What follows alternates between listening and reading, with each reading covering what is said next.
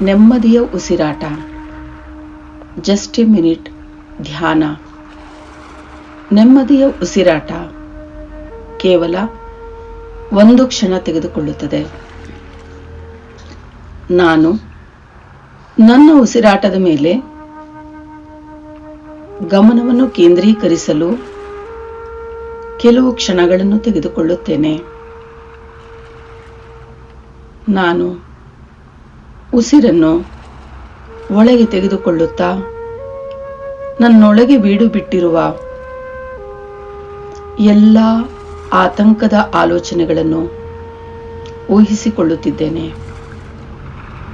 ಮತ್ತು ಉಸಿರನ್ನು ಹೊರಚೆಲ್ಲುತ್ತಾ ಆ ಎಲ್ಲ ಬೇಡವಾದ ಆಲೋಚನೆಗಳನ್ನು ನಾನು ಹೊರಹಾಕುತ್ತಿರುವುದನ್ನು ದೃಶ್ಯೀಕರಿಸಿಕೊಳ್ಳುತ್ತಿದ್ದೇನೆ.